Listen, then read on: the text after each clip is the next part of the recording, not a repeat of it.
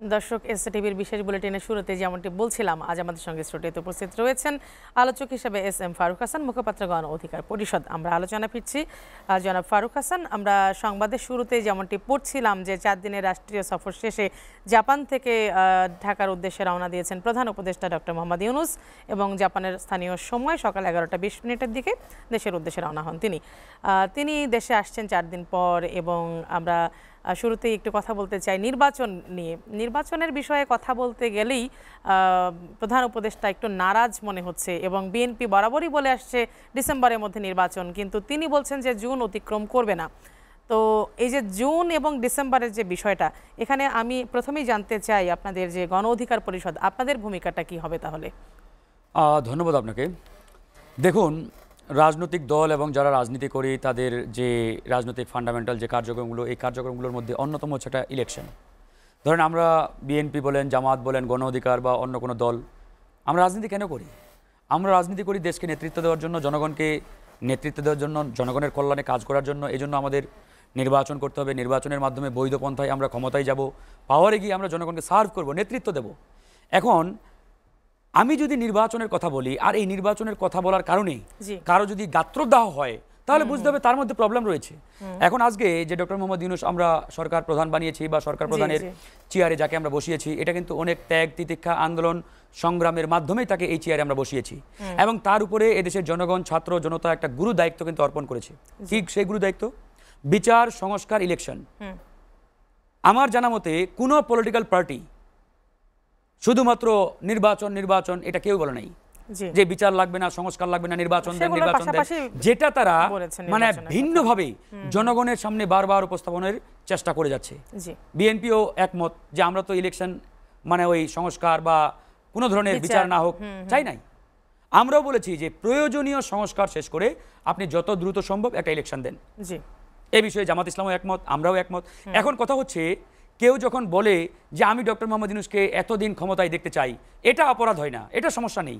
কিন্তু যখনই কোনো একটি দল বলে যে আমরা ডিসেম্বরের মধ্যে নির্বাচন চাই, আরে ভাই এখানে সমস্যাটা কোথায়? আমি রাজনীতি করি জনগণকে নেতৃত্ব দেওয়ার জন্য, সুতরাং আমি নির্বাচনের কথা বলবো। আমি তো ওই জনগণের জন্য ওই নোয়াখালীতে গিয়ে লঙ্গরখানা হলে জনগণকে ওই মানবতার দিকে ডাকবো না। আমার রাজনীতি জনগণের কল্যাণে, দেশকে নেতৃত্ব দেওয়ার জন্য, জনগণের কল্যাণে কাজ করার জন্য। সুতরাং আমি ইলেকশনের কথা বলবো, আমি নির্বাচনের কথা বলবো, আমি ভোটের কথা বলবো, আমি সংস্কারের কথা বলবো। এর বাইরে তো আমি অন্য কথা বলবো না। তো এই বিষয়টা নিয়ে এত জটিলতা কেন? এখন দেখেন, প্রধান উপদেষ্টা বলেছেন যে আপনার ছোট পরিসরে সংস্কার চাইলে ডিসেম্বরের মধ্যে নির্বাচন হবে, আর যদি বড় পরিসরে চান তাহলে জুন জুলাইয়ের দিকে পরের বছর। ফাইন। তো এই দেশে ছাত্র জনতা, রাজনৈতিক দল সবার কাছে তারা মতামত চেয়েছেন, সংস্কার প্রস্তাবনা পাঠিয়েছেন। আমরা তাদের সেই প্রস্তাবনার আলোকে উত্তর দিয়েছি এবং সেই প্রপোজাল জমাও দিয়েছি। তারা জাতীয় ঐক্যমত্য কমিশন গঠন করেছেন, সেই কমিশনে আমাদের প্রপোজাল জমা দেওয়া রয়েছে। এখন বল সরকারের কোর্টে। সেই জাতীয় ঐক্যমত্য কমিশন তো ঘোষণা করলে হয় যে আপনারা সামগ্রিকভাবে যে সংস্কার প্রস্তাবনা জমা দিয়েছেন, আপনাদের এই সংস্কার প্রস্তাবনা এতটুকু। সেটা যদি ছোট হয় তাহলে ডিসেম্বরের মধ্যে রোডম্যাপ ঘোষণা করেন। আর যদি আপনারাই বলেন যদি না ভাই আপনারা যে সংস্কার প্রপোজাল আমাদের কাছে হ্যান্ড ওভার করেছেন, জমা দিয়েছেন, এটার যে পরিধি এটা অনেক বড়, সুতরাং আমাদের ইলেকশনটা জুনে হবে, সেটা আপনারা কেন খোলাসা করছেন না? জুনের কথা বললেও কিন্তু তিনি একই সঙ্গে বলেছেন যে ছাত্ররা যে নতুন একটি দল গঠন করেছে তাদেরকে কিছুটা সময় দিতে হবে। তার মানে কি শুধু নতুনদের দলের জন্যই ছাত্রদের রহস্যটা? এখন দেখেন, তাহলে এত বড় একটা দল বিএনপি এবং আরো অসংখ্য দল রয়েছে, সংগঠন রয়েছে। এখন বাংলাদেশে ছাত্র জনতা, রাজনৈতিক দল সকলের সম্মিলিত প্রচেষ্টা এবং লড়াইয়ের মাধ্যমে বাংলাদেশকে ফ্যাসিবাদ মুক্ত করেছে। এখানে একক কোনো দলের কৃতিত্ব নেই। কেউ যদি মনে করে থাকে যে আমাদের একক কৃতিত্বে, আমাদের একক সংগ্রামে, লড়াইয়ে আমরা দেশকে মুক্ত করেছি, স্বাধীন করেছি ইত্যাদি ইত্যাদি, তাহলে আমরা মনে করবো তারা এখনো ঘুমের ঘরে রয়েছে, না হলে তারা ভিন্ন কোনো এজেন্ডা বাস্তবায়নে এই ধরনের মুখরোচক বক্তব্য দিচ্ছেন। একবার স্ট্রেট ফরওয়ার্ড, এই বিপ্লব বলেন, গণঅভ্যুত্থান বলেন, এখানে আমরা আমাদের সকলের সম্মিলিত প্রচেষ্টার মাধ্যমে এটা ঘটিয়েছি এবং বাংলাদেশকে ফ্যাসিবাদ মুক্ত করেছি।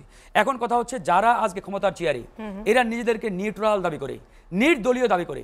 তো আপনি যদি নির্দলীয় নিউট্রাল সরকার হয়ে থাকেন, তাহলে আপনি কেন একটা নির্দিষ্ট দলকে পিছন থেকে পৃষ্ঠপোষকতা করে তাদেরকে পুষিয়ে পালিয়ে বড় করার চেষ্টা করছেন? আচ্ছা, আজকে এই সরকারে এখন একটি নির্দিষ্ট দলের 2 জন প্রতিনিধি রয়েছেন, যেখানে বিএনপি, জামাত, গণ অধিকার এই আন্দোলনে সবচাইতে বলিষ্ঠ ভূমিকা পালন করেছেন, সম্মুখ সারিতে নেতৃত্ব দিয়েছেন, অথচ আমাদের কোনো প্রতিনিধিত্ব নেই, একটা নির্দিষ্ট দলে রয়েছেন। এখন মাননীয় প্রধান উপদেষ্টা এই কথা বলেছেন কিনা আমি জানি না। যদি এই ধরনের কোনো কথা বলে থাকে যে নতুন একটি দল হয়েছে, এই দলটি তাদেরকে সময় দেওয়ার কথা বলা হয়েছে এবং এখন জানতে চাচ্ছি যে ডিসেম্বরে এই কথাটা আপনি যেটি আমাকে ইতিমধ্যেই বলেছেন, এই কথা যদি সত্য হয়ে থাকে, আমি জানি নাই, এই নিউজটি এখন আমি দেখি নাই, যদি সত্য হয়ে থাকে তাহলে আমি আজকে এই লাইভ টকশোর মাধ্যমে একবার স্পষ্ট করে বলছি, ডক্টর মোহাম্মদ ইউনূসের নেতৃত্বে বাংলাদেশে কোনোদিন সুষ্ঠু অবাধ নির্বাচন সম্ভব নয়, কোনোভাবেই। তিনি কোনো একক দলের নয়, কোনো ব্যক্তির নয়, কোনো গোষ্ঠীর নয়, তিনি আপামর জনগণের, ছাত্র জনতা সম্মিলিতভাবে তাকে এই চেয়ারে বসিয়েছেন। সুতরাং এই চেয়ারে বসে তিনি যদি আজকে একক কোনো ব্যক্তি বা গোষ্ঠীর কিংবা কোনো দলের হয়ে কাজ করেন, কোনো দলকে পৃষ্ঠপোষকতা করে তিনি যদি লাইমলাইটে নিয়ে আসার চেষ্টা করেন, এটা তো আমরা মানব না, এদেশের জনগণ কোনোভাবেই মেনে নেবে না। এই বিপ্লবে ওই নব্য ছাত্র যখন 5 বছর থাকতে বলছে তখন তাহলে সেই বিষয়টাকে কিভাবে দেখবেন? এটা তো বললাম, কেউ যদি ব্যক্তিগতভাবে বলে থাকে এটা তার রাইট, আমরা তার ব্যক্তিগত স্বাধীনতায় হস্তক্ষেপ করব না। ধরুন যে আপনি চাইলেও বলতে পারেন যে আমরা অমুক দলকে এটা দেখতে চাই, এটা আপনার ব্যক্তিগত চাহিদা, চাওয়া, আপনার স্বাধীনতা থাকতেই পারে। কিন্তু কথা হচ্ছে সামগ্রিকভাবে আপনি যখন সরকার প্রধান হবেন, আপনাকে হোল যে রাজনৈতিক পরিমণ্ডল এবং জনগণ তাদের চাওয়াটা কি, তাদের প্রত্যাশাটা কি, সেটার উপরে আপনাকে রিলাই করতে হবে, সেটার উপরে আপনাকে মানে দেখতে হবে। এখন ধরেন ডক্টর মোহাম্মদ ইউনূসের সরকার কি বলছেন যে আমরা গণতন্ত্রে বিশ্বাসী, আমরা ডেমোক্রেসি মানে দীর্ঘদিন ধরে এই বাংলাদেশে ছিল না, আমরা ডেমোক্রেসি এখানে স্টাবলিশ করতে চাই, প্রতিষ্ঠা করে। ওয়েলকাম, আমরা তো সেটাই চাই, আমরা স্বাগত জানাই। এখন কথা হচ্ছে আপনি আসলে কোন গণতন্ত্রের কথা বলছেন? গণতন্ত্র মানে আমরা যেটা বুঝি সংখ্যাগরিষ্ঠের মতামত, সংখ্যাগরিষ্ঠের শাসন। সংখ্যাগরিষ্ঠ মানে এটা নয় যে 100% ব্যক্তি হা না বলা পর্যন্ত এটা গণতন্ত্র হবে না, বা এরকম গণতন্ত্র পৃথিবীর ইতিহাসে কোথাও নেই। গণতন্ত্র মানে সংখ্যাগরিষ্ঠ যেটা চাইবে সেটাই আপনাকে বাস্তবায়ন করতে হবে। এখন যদি আপনি আরেকটা সংজ্ঞা এখানে আমাদের সামনে হাজির করতে চান যে গণতন্ত্র মানে ওই 90টি দল গজিয়ে উঠেছে নাপা নাগরিক পার্টি, তারা যদি হ্যাঁ বলে এটাই গণতন্ত্র, তারা না বললে এটা গণতন্ত্র না, এরকম গণতন্ত্র দেশের মানুষ কোনোদিন মেনে নেবে না। এখন আমি এই জায়গায় বলি, নির্বাচন কারা চাই? ডক্টর মোহাম্মদ ইউনূস জাপানে গিয়ে বললেন একটি মাত্র দল ডিসেম্বরে ইলেকশন চাই। What is this? চরম মিথ্যাচার, একবারে স্ট্রেট ফরওয়ার্ড তিনি জাতির সামনে মিথ্যাচার করেছেন। কালকে আমি দেখলাম যুগান্তরে আসছে যে বাংলাদেশে ফ্যাসিবাদ বিরোধী যে আন্দোলন প্রায় 73টা দল করেছিল, তাদের মধ্যে 52টা দল ডিসেম্বরের মধ্যে ইলেকশন চাই। 52। আপনি এই 52 পলিটিক্যাল পার্টিকে মানে এক প্রকারের হিউমিলিয়েট করেছেন, অবজ্ঞা করেছেন, মিথ্যাচার করেছেন এই পার্টিগুলো নিয়ে। এটা তো হতে পারে না। এদেশের জনগণ আপনার উপরে ভরসা করে, আপনার উপরে তাকিয়ে আছে যে আপনার মাধ্যমে বাংলাদেশে একটা আমূল পরিবর্তন আসবে, নির্বাচন ব্যবস্থায় একটা সংস্কার আসবে, আপনি জনগণকে একটা অবাধ সুষ্ঠু নিরপেক্ষ নির্বাচন উপহার দেবেন। আমরা 17 বছর ভোট দিতে পারি নাই। আমি আমার ভোটাধিকার যখন আমার ভোট উঠেছে, আমি ভোট উঠার পর থেকে আজ পর্যন্ত ভোট দিতে পারি নাই। আমার বয়স 33 বছর। সুতরাং আমার 18 বছর বয়স যদি মানে ভোট আমার উঠে থাকে, তাহলে প্রায় কত 13 ওদিকে 2 মানে 15 বছর ধরে আমি ভোট দিতে পারি নাই। আপনিও আশা করি বোধহয় পারেন নাই। এরকম অসংখ্য মানুষ ভোট দিতে পারেন। তাহলে আজকে আপনি সেই ভোটের কথা শুনলে আপনার গাত্র দেওয়া হয়ে যায়। আজকে যখন আমরা বলছি যে আপনি তাহলে এই যে ডিসেম্বরের মধ্যে নির্বাচনে যদি না দেয়, তাহলে আপনাদের আসলে গণ অধিকার পরিষদের পদক্ষেপটা কি হবে?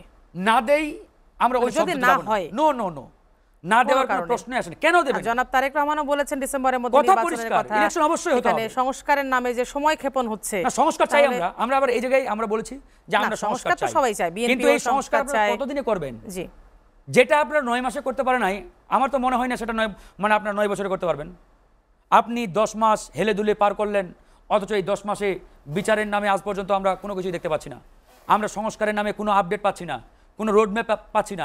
আজকে যখন রাজনৈতিক দল, ছাত্র জনতা নির্বাচনের রোডম্যাপ চাই, তখন আপনি বলেন আমরা ডিসেম্বরের একদিন আগে কিংবা জুনের একদিন পরেও আমরা যাব না। What is this? আপনি বলেন পরিষ্কারভাবে আপনি কবে ইলেকশনটা দিতে চান? সেই নির্বাচন আমরা তো সেই রোডম্যাপ চাই দরকার। এবং 2 জুন আপনি কবে দিতে চান? মানে আপনি জাস্ট কবে দিতে চান? ধরেন আপনি যদি মনে করেন যে আমরা জুনেই দেব, ফাইন, সেটা বলেন মুখ দিয়ে যে আমরা জুনের 30 তারিখ ইলেকশন দেব, কথা ক্লিয়ার। তারপরে আমরা আমাদের সিদ্ধান্ত নেব। কিন্তু আপনি তা না করে একটা ধোঁয়াশাপূর্ণ বক্তব্য দিয়ে জাতিকে একটা বিভ্রান্তির মধ্যে রেখেছেন। তার মানে এখান থেকেই তো আমাদের সন্দেহ, জনগণের সন্দেহ তো এখান থেকেই, যে আপনি যখন বলেন ডিসেম্বর থেকে জুনের মধ্যে ইলেকশন হবে, হোয়াট ইজ দিস? যেটা হতে পারে। কিন্তু আমরা আজকে যে সংবাদটা দেখলাম যে 2 জুন বিএনপিকে আমন্ত্রণ জানিয়েছেন প্রধান উপদেষ্টা, এবং সেটি জানিয়েছেন জনাব সালাউদ্দিন আহমদ জানিয়েছেন। তো তার মানে কি 2 জুন বিএনপিকে যে আমন্ত্রণ জানিয়েছে, তাহলে কি আমরা সেখান থেকে ভালো কিছু প্রত্যাশা করতে পারি? বা এই যে রোড ম্যাপের কথা বলছেন, সেখানে তো বসতে হবে, আলোচনা করতে হবে। এবং আমাদেরকেও ডেকেছেন। জি, আমরা বিগত ওই 3 দিন আগে আমাদেরকে ডেকেছিলেন প্রধান উপদেষ্টা, আমরা সেখানেও একই কথা বলেছি যে এদেশের জনগণ আপনার উপরে ভরসা করে আপনার দিকে তাকিয়ে আছে। আপনার মাধ্যমে বাংলাদেশে একটি আমূল পরিবর্তন আসবে, নতুন একটি পথ তৈরি হবে। বিগত 54 বছরে যেটা পারে নাই, আপনার মাধ্যমে সেটা সৃষ্টি হবে, এটা আমরা চাই। কিন্তু আপনি বা আপনার যে টিম বা আপনার যে উপদেষ্টা পরিষদ, তাদের কর্মকাণ্ডে ইতিমধ্যে জনমনে ব্যাপক বা বড় ধরনের একটি বিভ্রান্তি তৈরি হয়েছে। এই বিভ্রান্তি চলমান থাকলে সামনে আরো ব্লাস্টার সিচুয়েশন তৈরি হওয়ার সমূহ সম্ভাবনা রয়েছে। তাই আমরা বলবো, কাল কেমন না করে আপনি কবে ইলেকশন করতে চান, আপনি কি সংস্কার করতে চান, আপনি বিচারের কতটুকু আপনাদের এই টেনারের মধ্যে করতে চান, সেটি আপনি পরিষ্কারভাবে জাতির সামনে উপস্থাপন করেন যে আমি অমুক মাসের অমুক তারিখে ইলেকশনটা দিতে চাই, এই ইলেকশন হওয়ার আগ পর্যন্ত আমরা এই সংস্কার করতে চাই। এই জায়গাতে আপনি আমাদের সহযোগিতা চাইতে পারেন যে এই সংস্কারগুলো আমাদের প্রয়োজন, আপনারা সহযোগিতা করেন। আমরা ready, we are ready to cooperate with doctor Mohammad Yunus government, but তাকে সেই কোঅপারেশনের জায়গায় থাকতে হবে। তিনি চান কিনা, আজকে তো আমরা বলেছি যে সরকারের অনেক উপদেষ্টা বলেন যে রাজনৈতিক দলগুলো তো আমাদের সহযোগিতা করে না, এটা একবারেই মিথ্যাচার, পরিষ্কারভাবে। যেমন ধরেন প্রধান উপদেষ্টাও গত মিটিংয়ে বলেছেন যে পলিটিক্যাল পার্টিগুলো সংস্কারে আমাদের সহযোগিতা করছে না। সহযোগিতা কথা এই যে তারা 6টা কমিশন করেছেন, সংস্কার কমিশন, এই 6টা কমিশনের সমন্বয়ে তারা একটি জাতীয় ঐক্যমত্য কমিশন করেছেন। এই কমিশন আমাদের প্রত্যেকটা পার্টির সাথে একাধিকবার মিটিং করেছে, তাহলে এটা কি সহযোগিতা হলো না? অবশ্যই সহযোগিতা। তাহলে সরকার আমাদের ডেকেছে, আমরা যাই, মতামত দিই, কথা বলি, এরপরে যদি আপনি বলেন যে রাজনৈতিক দলগুলো তো আমাকে সহযোগিতা করছে না, এটা তো মানে বুঝতে হবে যে আপনার ভিতরে একটা অশুভ চিন্তা রয়েছে। আপনি কোনো ভিনদেশী এজেন্ডা বাস্তবায়নের চেষ্টা করছেন কিনা, এটা কিন্তু ইতিমধ্যে জনমনে একটা সন্দেহের উদ্রেক হয়েছে। জি, আমরা যে কমিশনগুলোর কথা বলছেন, আমরা সেই কমিশন সংস্কার এবং এগুলো নিয়ে আমরা আরো কথা বলবো, আমরা কিছু সংবাদ দেখবো। এই যে আমরা আরেকটা প্রশ্ন রেখে যাচ্ছি আমি, যে চতুর্মুখী যে আন্দোলনগুলো হচ্ছে, এগুলো আসলে নির্বাচনে কোনো প্রভাব পড়বে কিনা, এই উত্তরটা আপনার কাছে নিব আমি। একটু সংবাদ দেখে এসে তারপর। মাছ ও বন্যপ্রাণীর বংশবৃদ্ধি, বিচরণ এবং প্রজনন কার্যক্রমের সুরক্ষায় আগামীকাল রোববার 1 জুন থেকে 3 মাসের জন্য বন্ধ হচ্ছে সুন্দরবন। এ সময় পর্যটক প্রবেশ ও সাধারণ মানুষের চলাচল সহ নদী, খালে মাছ শিকারও বন্ধ থাকবে।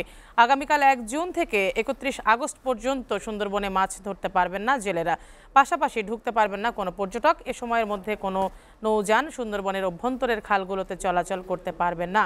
বন বিভাগ ও মৎস্য অফিসের তথ্য অনুযায়ী এখন সুন্দরবনে 251 প্রজাতির মাছের প্রজনন মৌসুম, তাই বন বিভাগ থেকে জেলেদের জন্য সব ধরনের পারমিট বন্ধ রাখা হবে। বনের নদী ও খালে নৌযান চলাচল করলে মাছের ডিম ছাড়তে সমস্যা হবে, তাই সব ধরনের নৌযানও বন্ধ থাকবে।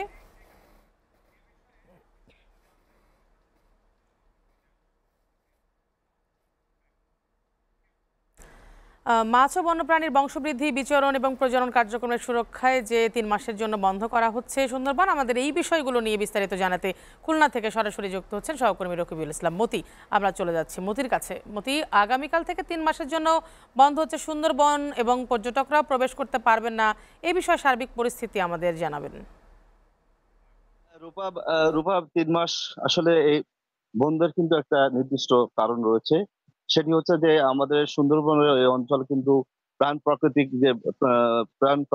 যে ফিরে আসার সেই বিষয়টাকে গুরুত্ব দিয়ে কিন্তু সুন্দরবন কিন্তু এই 3 মাসের জন্য বন্ধ করে দেওয়া হয়। সাধারণত বলা হয় যে এই যে প্রাকৃতিক যে দুর্যোগ হয় সেই দুর্যোগের কিন্তু প্রথম যে আঘাত, সেই আঘাতটা কিন্তু সুন্দরবন কেন্দ্রিক হয় এবং বঙ্গোপসাগর থেকে পুরোপুরি এই যে সুন্দরবনে আঘাত আনে, এই আঘাতে কিন্তু সুন্দরবনের অনেক ক্ষয়ক্ষতি হয়। সেই ক্ষয়ক্ষতি যেমন হয়, তার সাথে সাথে কিন্তু সুন্দরবনের জীববৈচিত্র্য যেমন রয়েছে এবং যে প্রাণীকুল যেমন রয়েছে, তারাও কিন্তু এই ক্ষয়ক্ষতির মধ্যেই কিন্তু তারা পড়েন। সেই কারণে বন বিভাগ যে সিদ্ধান্ত নেয় সেই 3 মাস বন্ধ রাখার, সেই হিসাবে কিন্তু সরকারিভাবে সিদ্ধান্ত নিয়েছে যে 3 মাস বন্ধ থাকবে। তারা যে দাবিটি করেছেন বা তারা যেটা বলেন যে এই 3 মাস কিন্তু প্রাণ প্রাকৃতিক ফিরে আসে এবং সুন্দরবনের ভিতরে যদি সাধারণ মানুষের যদি চলাফেরা না থাকে এবং যারা বনজীবী থাকেন, যারা সুন্দরবনে ভ্রমণ করতে যান, যদি এই মানুষগুলো যদি সুন্দরবনে প্রবেশ না করে, সুন্দরবন কিন্তু প্রাকৃতিক ভাবেই তার যে প্রাণ প্রাচুর্য কিন্তু জন্যই তারা এই কাজটি করে থাকেন। এখানে একটি সমস্যা কিন্তু আসলে দেখা যায়, সেই সমস্যাটা নিয়ে বলেছি সেটা হচ্ছে এখানকার যারা বনজীবী আছে, যারা মধু আহরণ করে, যারা মৎস্যজীবী আছে, তারা মাছ ধরে সুন্দরবনের উপর নির্ভরশীল থাকে, তাদের কিন্তু এক ধরনের সমস্যায় এই 3 মাসে বন্ধ থাকাতে কিন্তু তারা পড়ে। এবং সেই ব্যাপারগুলো নিয়ে কিন্তু তারা বারবার বলেছে যে তাদের এই 3 মাস যদি বন্ধ থাকে, তাদের আয়ের যে উৎসটা, সেই আয়ের উৎস বন্ধ থাকে। যার কারণে তারা দাবি করেছে যে এই 3 মাস যদি সরকারি কোনো অনুদানের ব্যবস্থা করা হয়, সরকারি খাদ্য সহায়তা ব্যবস্থা করা হয়, তাহলে কিন্তু যে এই বনজীবী যারা আছেন, যারা সুন্দরবনের উপর নির্ভরশীল যারা আছেন, তারা কিন্তু বেঁচে থাকতে পারবেন বলে তারা কিন্তু জানিয়েছেন। তা না হলে তারা যে বিষয়টি বলে, তারা না 3 মাস কর্ম অক্ষম থাকে, এই অক্ষম থাকার কারণে কিন্তু সাংসারিকভাবে তারা নানা অভাব অনটনে কিন্তু তারা সময় কাটায়। তারা সরকারের কাছে কিন্তু এই বিষয়টিকে গুরুত্বপূর্ণভাবে দাবি করেছে। এ বিষয়ে কিন্তু আমরা সুন্দরবনের যারা পশ্চিম বন বিভাগে যারা দায়িত্বে আছেন, তাদের সাথে কিন্তু আমরা কথা বলেছি। তারা বলেছেন যে মন্ত্রণালয় এই বনজীবীদের যাতে মানে খাদ্য সহায়তা দেওয়া হয়, তারা একটা পরিপত্র জারি করেছে এবং তারা অচিরেই যেন পায় সে ব্যবস্থার জন্য তারা কিন্তু চেষ্টা করবেন বলে আমাদেরকে জানিয়েছেন। যেহেতু কাল থেকে শুরু হচ্ছে সুন্দরবনের বনপ্রবেশ, এর পরবর্তীতে আসলে কি ধরনের সমস্যা হয় এবং কি ধরনের ব্যবস্থা আমরা বিস্তারিত নিউজের মাধ্যমে জানাবো। রূপা, এই ছিল আমার কাছে খুলনা থেকে সুন্দরবন 3 মাসের বন্ধের সর্বশেষ খবর। এই যে চতুর্মুখী আন্দোলনগুলো হচ্ছে, এগুলো নিয়ে কোনো প্রভাব পড়বে কিনা নির্বাচনে, এবং এত এত সংলাপ হচ্ছে, সেখানে সমাধানটা কি? বা আপনারাও তো সংলাপগুলোতে গিয়েছেন, তাহলে সমাধানটা কোথায়? দেখুন, প্রধান উপদেষ্টা এখন পর্যন্ত রাজনৈতিক দলগুলোর সাথে বোধহয় 5 কিংবা 6 বার মানে সংলাপে বসেছেন। কিন্তু আমরা প্রধান উপদেষ্টাকে প্রথমবার থেকে বলে আসছি যে আপনি আসলে কার্যকর ডায়ালগের আয়োজন করেন। ফলপ্রসূ সংলাপ না হলে এই সংলাপের তো কোনো মানে হয় না। তিনি এখন পর্যন্ত যতবার রাজনৈতিক দলগুলোকে ডেকে আলোচনা করেছেন, প্রত্যেকটা মিটিংয়ে বা সংলাপে প্রত্যেকটা দল থেকে একজনকে মানে ফ্লোর দেওয়া হয় 2 থেকে 3 মিনিট। আচ্ছা, আপনি বলেন এই 2-3 মিনিটে কি এরকম মানে আলোচনা হবে? আমরা ওনাকে বলেছিলাম যে আপনি বড় দল বিএনপি, তাদের সাথে পার্সোনাল বা সিঙ্গেল বসতে পারেন, জামাতের সাথেও বসতে পারেন, অন্যান্য দলগুলোকে 2-3টা করে নিয়ে আপনি একটু সময় দিয়ে বসেন, কার্যকর মতামত নেন, সেটাকে এক্সিকিউট করার চেষ্টা করেন। যেহেতু এই গভর্নমেন্ট এটি নন পলিটিক্যাল গভর্নমেন্ট, এই সরকারের প্রিভিয়াস কোনো অভিজ্ঞতা নেই রাষ্ট্র পরিচালনার, সেই জায়গা থেকে আমরা জানি আপনাদের দুর্বলতা অনেক আছে, বাট আমরা আপনাকে কোঅপারেট করতে চাই, আমরা আপনাকে সহযোগিতা করতে চাই। কিন্তু আপনাকে আমাদের সহযোগিতা নেওয়ার জন্য সেরকম আপনার মনোভাব থাকতে হবে, সেরকম চিন্তা থাকতে হবে। এখন আপনি যদি সেই সহযোগিতা নেওয়ার মতো মনোভাব পোষণ না করেন, তাহলে তো রাজনৈতিক দলগুলো আপনাকে কোঅপারেশন করতে পারবে না। আপনি এখন পর্যন্ত একটা সংলাপ দেখান যেটা ফলপ্রসূ বা কার্যকর হয়েছে, এবং যে কয়টি সংলাপ হয়েছে আমি মনে করি প্রত্যেকটা সংলাপ দায়সারা। যখনই সরকার তার পাওয়ারে টান পড়ে বা বিপদের মুখোমুখি হন, ঠিক তখনই রাজনৈতিক দলগুলোকে ডেকে বসেন শুধুমাত্র দেখানোর জন্য যে আমার সাথে পলিটিক্যাল পার্টিগুলো রয়েছে, রাজনৈতিক দলগুলোর সমর্থন রয়েছে, ইত্যাদি ইত্যাদি। বাট এগুলো একবারে ভোগাস। তাহলে কি আমরা ধরে নেব আমি তো প্রত্যেকটা মিটিংয়ে থাকি, আমি জানি মানে আইওয়াসই তো বলা যায়। তাহলে যে 2 জুন যে ডেকেছে, সেখানেও কি আইওয়াস হবে নাকি? আমরা আশা করতে পারি যে আপনারা এখন 2 জুন কেন ডেকেছেন? আমরা যখন রাজনৈতিক দলগুলো ওনার কাছে রোড ম্যাপ চাইলাম, জি, আপনারা এটাই চাইবেন কি? অফকোর্স, শুধু আমরা না, জনগণ এখন রোড ম্যাপ চাই। আমার কথা হচ্ছে আপনি কবে বিচার সংস্কার, এরপরে কবে নির্বাচন দিতে চান, কতটুকু করতে চান নির্বাচনের আগে, সেটার পুঙ্খানুপুঙ্খ একটা রোড ম্যাপ আপনি আমাদের সামনে উপস্থাপন করেন। কিন্তু আপনি যদি ওই বিগত সময়ের মতো ধোঁয়াশাপূর্ণ বিভ্রান্তিমূলক একটা বক্তব্য দিয়ে, দায়সারা মানে একটা বক্তব্য দিয়ে আপনি যদি মনে করেন যে সময় ক্ষেপণ করার চেষ্টা করেন, এটা কিন্তু দেশের জনগণ মেনে নেবে না, রাজনৈতিক দলগুলো মেনে নেবে না। বিকজ আমরা আন্দোলন সংগ্রাম রক্ত ঘাম ঝরিয়ে আপনাকে ক্ষমতার চেয়ারে বসিয়েছি। আজকে এই সরকারের যে উপদেষ্টা পরিষদ, এই উপদেষ্টা পরিষদের 99% অ্যাডভাইজারের বিগত সময়ে এক বিন্দু পরিমাণ কোনো অবদান নেই, বরং এরা ফ্যাসিবাদের দোষর ছিলেন। কথাগুলো বলছে এখন যে 54 বছর কি করেছেন। হ্যাঁ, আমরা একটা সংবাদ দেখলাম যে জনাব তারেক রহমান বলেছেন যে ডিসেম্বরের মধ্যে নির্বাচন দেওয়ার কথা এবং এই সময় ক্ষেপণ করার কথা বলা হচ্ছে যে সংস্কারের নামে। সেটি বলার কারণে উপদেষ্টা বলেছেন যে, আমি নাম বলি, যে সৈয়দা রিজওয়ানা হাসান বলেছেন তাহলে 54 বছরের এই দলগুলো কি করেছেন। তো তিনি যে কথাটা বলছেন, এই বিষয় নিয়ে আপনি কি বলবেন? ফাইন, ভালো প্রশ্ন। এখন কথা হচ্ছে দেশ তো শুধু রাজনৈতিক দলগুলোর জন্য না, বা রাজনৈতিক দলগুলোই বাংলাদেশ, বিষয়টা এমন না। এখানে তো আপনি দীর্ঘদিন মানবাধিকার নিয়ে কাজ করেন, ওই পরিবেশ নিয়ে কাজ করেন, পরিবেশ আইনজীবী আপনি, তো আপনার জায়গা থেকে এই ফ্যাসিবাদ বিরোধী লড়াইয়ে আপনার অবদানটুকু কি? আপনি কতটুকু করেছেন? আপনি কোন লড়াইয়ে অংশগ্রহণ করেছেন আমরাও জানতে চাই। আপনি এই 16-17 বছরে আমরা তো দেখি নাই আপনি কোনোদিন আটক হয়েছিলেন, আমরা তো দেখি নাই কোনোদিন আপনি হেনস্থার শিকার হয়েছেন। পরিষদে সুযোগটা এই যে রেজওয়ানা আমাদের এই সরকার অ্যাডভাইজার, তিনি যে বক্তব্যটি দিয়েছেন, আমি তাকেই প্রশ্ন করতে চাই, আপনি তো পরিবেশ আইনজীবী, দীর্ঘদিন আপনি পরিবেশ নিয়ে কাজ করেছেন, স্বনামধন্য আইনজীবী, বাংলাদেশের একজন স্বনামধন্য ব্যক্তিত্ব। আমার প্রশ্ন, বিগত 17 বছরে ফ্যাসিবাদ বিরোধী লড়াইয়ে আপনার অবদানটুকু কি? আপনি কি করেছেন? আপনি কয়দিন জেল খেটেছেন? কয়দিন রিমান্ডে ছিলেন? আপনি কতদিন হেনস্থার শিকার হয়েছেন? আমরা দেখেছি বরং আপনি আওয়ামী লীগের আমলে বহাল তবিয়তে সুন্দরভাবে আপনি বাংলাদেশের টেকনাফ থেকে তেতুলিয়া দৌড়ে বেরিয়েছেন, ঘুরে বেরিয়েছেন, ভালোভাবে কাজ করেছেন, আপনার প্রতিষ্ঠানে কোনো হামলা আসে নাই, বাধা আসে নাই। তাহলে আপনি ওই মুখ দিয়ে কিভাবে বলেন যে বিগত 17 বছরে রাজনৈতিক দলগুলো কি করেছে? 54 বছরে। জি, বরং এখান থেকেই তো পরিষ্কার যে এদের ভিতরে একটা দীর্ঘমেয়াদী ক্ষমতায় থাকার যে সুপ্ত বাসনা, তার কর্মকাণ্ডে তাদের এবং বক্তব্যে কিন্তু একবারে প্রতীয়মান, একবারে স্পষ্ট। তাহলে তারা এই ধরনের কেন বক্তব্য দিবে? এদেশের জনগণ তাদেরকে ক্ষমতার চেয়ারে বসিয়েছে, তারা দ্রুত সংস্কার করবে, ফ্যাসিবাদের বিচার করবে, এরপর নির্বাচন দিবে। কিন্তু আমাদের প্রশ্ন, এই 10 মাস পার হলেও আপনারা বিচারের কতটুকু করেছেন? কি সংলাপে সমাধান হলো এই 10 মাসে? তাহলে সংস্কার কি করেছে বলেন? কি সংস্কার হলো? যেমন বিচারের কথা আমি একটা एग्जांपल দিই, সে তো আইনজীবী মানুষ, এজন্যই তাকে প্রশ্নটা করতে চাই। বিগত আওয়ামী লীগের আমলে 71-এর যুদ্ধাপরাধ বা মানবতা বিরোধী অপরাধ, এটা নিয়ে অনেক বিতর্ক রয়েছে, সমালোচনা রয়েছে, যাই হোক সেদিকে আমি যেতে চাই না। আমার কথা হচ্ছে ওই বিচার 40 বছর পরে করার জন্য আওয়ামী লীগ 2টো ট্রাইব্যুনাল গঠন করেছিল, আন্তর্জাতিক অপরাধ ট্রাইব্যুনাল 1 and 2। এই সরকার ক্ষমতায় আসার পরে তারা কি জানে না যে বিশাল একটা গণহত্যা এখানে আওয়ামী লীগ চালিয়েছে, বা এরকম একটা এখানে হত্যাযজ্ঞ চালিয়েছে, ইত্যাদি ইত্যাদি। এই অপরাধের যদি দ্রুত বিচার করতে হয় আমাদের কয়টা ট্রাইব্যুনালের প্রয়োজন? আমরা বলেছিলাম আপনারা কমপক্ষে 3 থেকে 5টা ট্রাইব্যুনাল করেন। একটা ট্রাইব্যুনালের পক্ষে কোনোভাবেই সম্ভব নয়, পারে নাই, বাধ্য হয়ে এখন ট্রাইব্যুনাল 2 গঠনের উদ্যোগ নিয়েছে। তা আমরা যেটা বিগত সেই সেপ্টেম্বরে বলেছি সেটা কিন্তু এখন তারা বাধ্য হচ্ছে। তো আমরা তো জানি তাদের ফিটনেস কতটুকু, তাদের ক্যাপাসিটি কতটুকু, তাদের সক্ষমতা কতটুকু। আমরা জেনেই তাদেরকে ডাইরেকশন দিয়েছি, পরামর্শ দিয়েছি, বাট তারা আমাদের কোনো পরামর্শ তারা এক্সিকিউট করে নাই। সেপ্টেম্বরের কথা 8 মাস পর হলো বাস্তবায়ন হচ্ছে। আপনি যেহেতু জামাতে বাস্তবায়ন হচ্ছে কি, মানে বাধ্য হচ্ছে আর কি, বাস্তবায়ন করছে বাধ্য হয়ে হলেও। কিন্তু এখন তাদের ভিতরে একটা ক্ষমতায় দীর্ঘমেয়াদী থাকার যে সুপ্ত বাসনা, সুপ্ত যে একটা চিন্তা, একবারই পরিষ্কার এটা। আচ্ছা, তো সেই জায়গা থেকে আমরা বলছি এরকম অশুভ চিন্তা এদেশের জনগণ কোনোদিন মেনে নেবে না, তাদের এই অশুভ চিন্তা বাস্তবায়ন হতেও দেওয়া হবে না। তাই আমরা আগামী ডিসেম্বরের মধ্যেই জাতীয় ইলেকশন চাই। আমরা আশা করতে পারি যে 2রা জুন আপনারা বসলে নির্বাচনী রোডম্যাপ চাইবেন? মানে এটা তো চেয়েছি আমরা। ওইদিন আমরা পরিষ্কারভাবে ওনাকে, মানে ওনার সামনেই আমরা বলবো যে আপনি আজকে রোডম্যাপ দেবেন কিনা, ইয়েস অর নো, এর বাইরে আর কোনো বক্তব্য নেই। ওকে, আমরা যদি আপনি বলেন যে হ্যাঁ আমরা রোডম্যাপ দেবো, ফাইন, তাহলে রোডম্যাপটা কখন কবে ঘোষণা করতে চান সেই টাইম ফ্রেমটা বলেন। আর যদি তিনি বলেন যে রোডম্যাপ দেব না, তাহলে আমাদের যা করণীয়, তাহলে করণীয়টা কি হতে পারে সেটা আমরা এখনই বলবো না, সেটা 2রা জুনের পর আমরা তাহলে অপেক্ষা থাকলাম। আমরা যেহেতু আপনি জামাত নিয়ে কথা বলছিলেন, একটু আমরা সংবাদের শুরুতেই শিরোনামে যেটি পড়ছিলাম যে নিবন্ধন ও প্রতীক ফিরে পেতে জামাতে ইসলামীর করা আপিলের রায় কাল 2018 সালের 7 ডিসেম্বর দলটির প্রতীক ও অনুমোদন বাতিল করে নির্বাচন কমিশন, এটা আমাদের প্রথম শিরোনামে ছিল।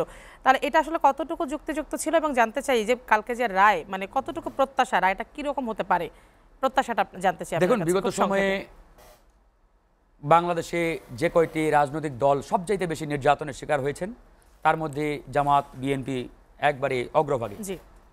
এরা এতটাই জুলুম নির্যাতনের শিকার হয়েছেন, এটা তো অস্বীকারের কোনো কারণ নেই। তো সেই জায়গা থেকে বেআইনিভাবে একবারে সম্পূর্ণ মানে রাজনৈতিক স্বার্থে জামাতের নিবন্ধন বাতিল করা হয়েছিল, তাদের কর্মকাণ্ডের উপরে এক ধরনের নিষেধাজ্ঞা দেওয়া হয়েছিল, তাদের উপরে যে জুলুম নির্যাতন, এটা তো আসলে মানে ভাষাই বলে শেষ করা যাবে না।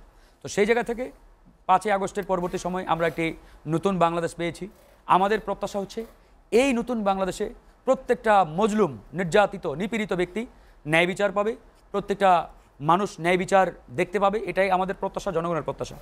যেহেতু বিগত সময়ে আপনার আওয়ামী লীগের আমলে অবিচারের শিকার হয়েছেন জামাত এবং জামাত ইসলামের নেতাকর্মীরা, সেই অবিচারের জায়গা থেকে আশা করি তারা ন্যায় বিচার পাবেন।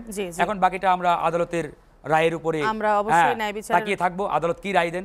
এখানে আমাদের আদালতের উপরে আমাদের আস্থা আছে, বিশ্বাস আছে।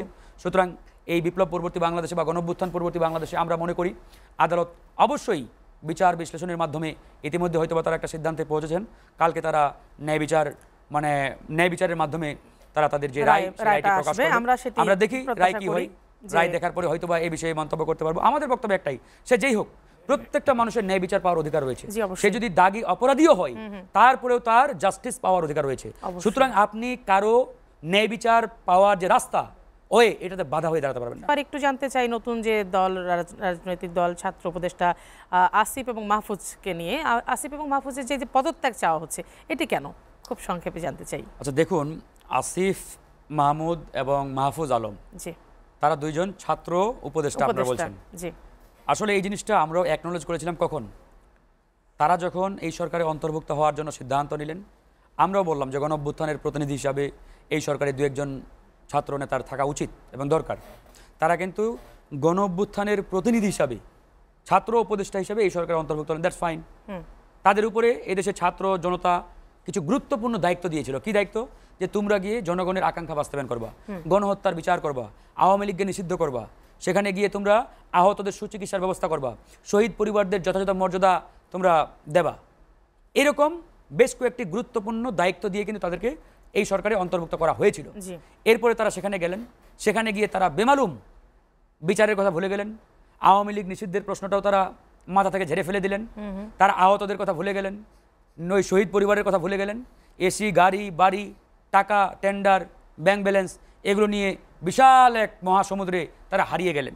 এরকম একটা অবস্থায় তারা একটা নতুন রাজনৈতিক আকাঙ্ক্ষা নিয়ে ছাত্র জনতার সাথে প্রতারণা করি তারা একটি নতুন রাজনৈতিক দল গঠনের দিকে এগিয়ে গেলেন। আমাদের প্রশ্ন, তোমরা যদি রাজনৈতিক দল গঠন করার তোমাদের ইচ্ছা থাকতো বা তোমাদের মনোবাসনা থাকতো, এটা তো খারাপ কিছু না, এটা বেআইনি, অন্যায্য না। কিন্তু আমার প্রশ্ন, তোমরা কেন সরকারে অন্তর্ভুক্ত হয়ে রাজনৈতিক দল গঠন করতে গেলা? তোমরা চাইতে না, তোমরা রাজনৈতিক দল গঠন করবা, ক্ষমতায় আসবা, দেশকে নেতৃত্ব দিবে, এটা আমরাও চাই।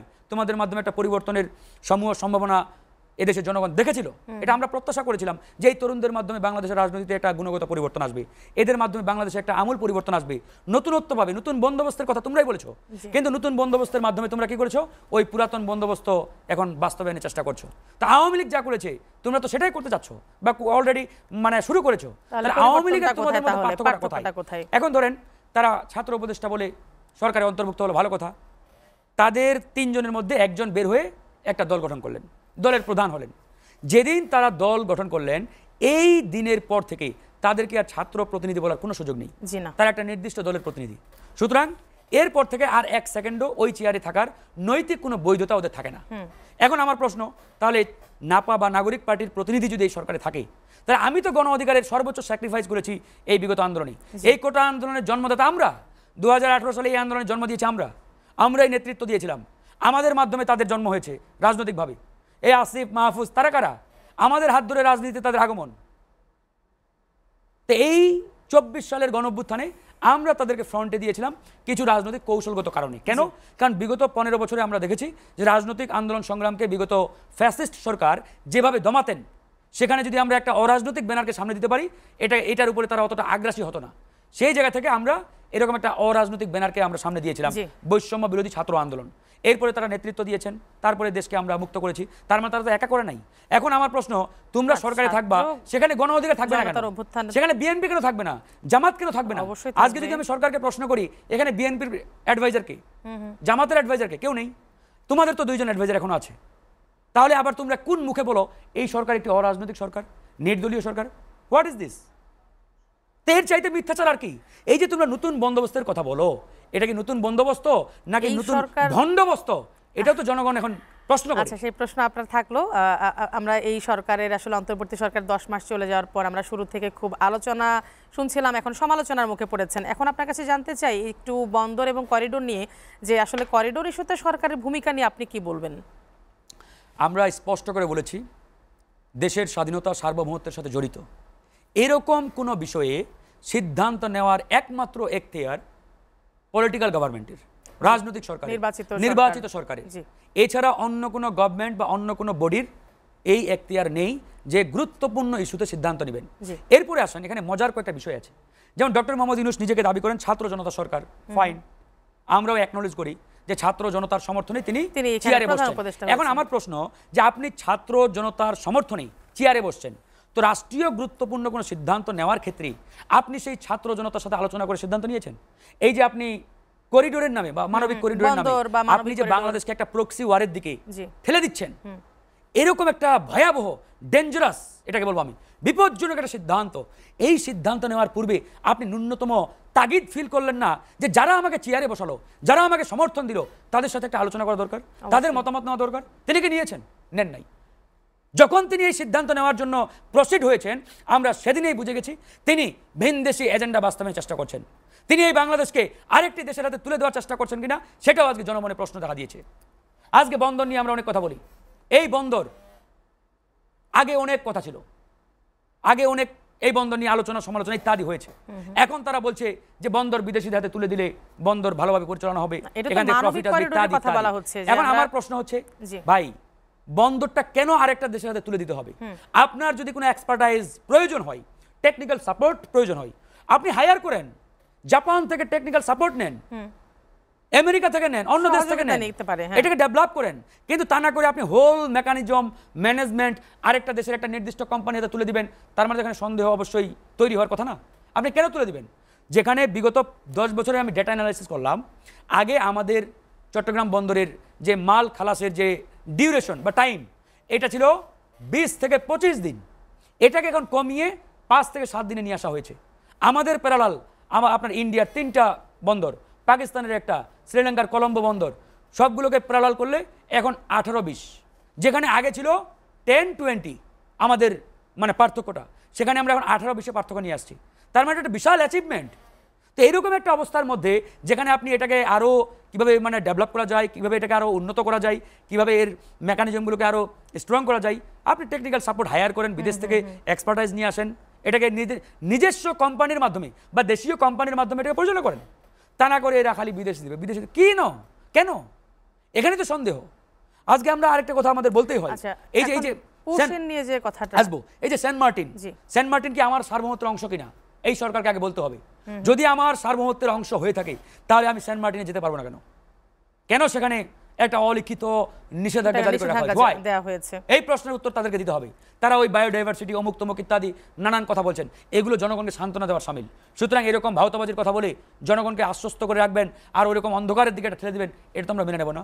আওয়ামী লীগের আমরা বলেছিলাম, হাসিনার আমলে এরকম আমরা বলেছিলাম যে শেখ হাসিনাও যদি সেন্ট মার্টিন বিদেশিদেরকে তুলে দেওয়ার চেষ্টা করে তার মানে রাজনৈতিক মৃত্যু সেদিনই হবে, যেদিন তিনি এই সেন্ট মার্টিন আরেকটা দেশের তুলে দেবে। সেখানে তো পারে নাই, ওই দুঃসাহস দেখাই নাই।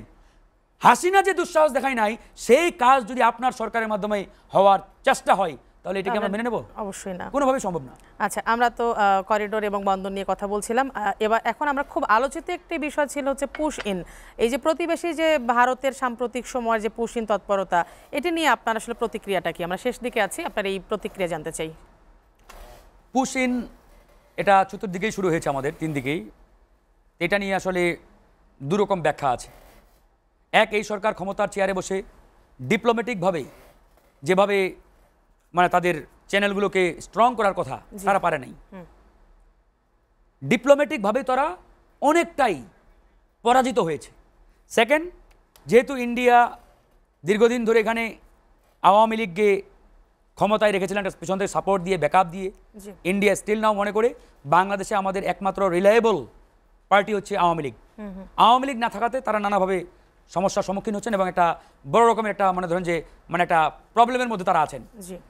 এখন তারা যে পুশিংটা করছে এটা কেন করার দুঃসাহস দেখাচ্ছে? বিকজ আওয়ামী লীগের প্রধান পালিয়ে গেছেন ইন্ডিয়ায়, কিন্তু আওয়ামী লীগের 95% মানুষ এখনো বাংলাদেশের প্রত্যেকটা সেক্টরে বসা, পুলিশ বলেন, প্রশাসন বলেন, এমনকি সরকারের উপদেষ্টা পরিষদের আওয়ামী লীগ রয়েছে। তো সেই জায়গা থেকে ডানে বামে তাহলে কিভাবে সম্ভব তাহলে, তাই না? যে আওয়ামী লীগের লোকজনই ছড়িয়ে ছিটিয়ে রয়েছে বিভিন্ন জায়গায়, তাহলে তো আর এখন যে বর্তমানে যে প্রেক্ষাপট, সেই প্রেক্ষাপটের সাথে তাহলে তো আগের প্রেক্ষাপটের সাথে মিল থেকে গেল, তাহলে তো উন্নতিটা হলো না। তাহলে আপনি এই যে পুশিন নিয়ে যা বলছিলেন আর কি, আমরা শেষ দিকে আছি, পুশিন দিয়ে শেষ করতে চাই। এই জন্য তো বলছি, যখন বাংলাদেশে সব দিকে তাদের লোকজন, এখন তারা চেষ্টা করছে যে পুশিনের মাধ্যমে বাংলাদেশকে উত্তপ্ত করার জন্য। বাংলাদেশ যদি পাল্টা কোনো রিয়াকশন দেখায়, এটা নিয়ে যদি একটা ধরেন যে উত্তপ্ত পরিস্থিতি তৈরি করে, তাহলে এখানে ভিন্ন কোনো একটা ধরেন যে গন্ডগোল পাকিয়ে আবার একটা ধরেন যেখানে আওয়ামী লীগকে পুনঃপ্রতিষ্ঠা করা বা তাদেরকে ফিরিয়ে এনে এখানে আবার রাজনীতিতে প্রতিষ্ঠা করা, এরকম একটা তাদের চিন্তা এবং একটা ধরেন যে তাদের রোডম্যাপ রয়েছে। সেই রোডম্যাপ বাস্তবায়নের জন্য তারা জোরপূর্বক আমাদের সীমান্তের 3 দিকে তারা এই পুশিনটা করছে। এই পুশিনের মাধ্যমে তারা বাংলাদেশকে ধাক্কা দিচ্ছে। এখন ধাক্কা দেওয়ার পরিপ্রেক্ষিতে আসলে আপনি কীভাবে ধাক্কাটা সামলাবেন? আপনার কূটনীতিক ডেভেলপমেন্ট কতটুকু হয়েছে বা কতটুকু আপনি সক্ষমতার সহিত ইন্ডিয়ার সাথে এটা সমাধান করতে পারবেন, নাকি আপনি ওই আগ্রাসী ভূমিকায় গিয়ে ভিন্নভাবে এটাকে ডিল করার চেষ্টা করবেন? এই সামগ্রিকভাবে তারা চেষ্টা করছে বাংলাদেশে একটা উত্তপ্ত পরিস্থিতি তৈরি করতে। কিন্তু আমাদের পরিষ্কার বক্তব্য, ইন্ডিয়া এটা করে খুব একটা ফায়দা হাসিল করতে পারবে না, কারণ বাংলাদেশের জনগণ যেহেতু ইন্ডিয়ান আধিপত্যবাদ, ওই বলেন পাকিস্তানি আধিপত্যবাদ বা আমেরিকান আধিপত্যবাদ সব কিছু উৎখাত করেছে। সুতরাং এখানেই আমি মনে করি আপাতত বিপ্লবের স্পিড যতদিন থাকবে এই বাংলাদেশের জনগণের সিদ্ধান্ত অনুযায়ী চলবে। এখানে নো অবশ্যই বাংলাদেশের জনগণ সিদ্ধান্তে চলবে। আপনাকে অসংখ্য ধন্যবাদ, আপনি আপনার মূল্যবান সময় থেকে এসে আমাদের সাথে স্টুডিওতে যুক্ত হয়েছেন এবং আলোচনা করেছেন। জনাব এস.এম. ফারুক হাসান, মুখপাত্র গণ অধিকার পরিষদ, আপনাকে অসংখ্য ধন্যবাদ। শেষ করতে হচ্ছে আমাদের। আপনাকে ধন্যবাদ। জি দর্শক, এই ছিল এসএটিভির বিশেষ বুলেটিনে। এসএটিভি সবশেষ সংবাদ জানতে ভিজিট করুন www.satv.tv। এতক্ষণ সাথে থাকার জন্য ধন্যবাদ সবাইকে।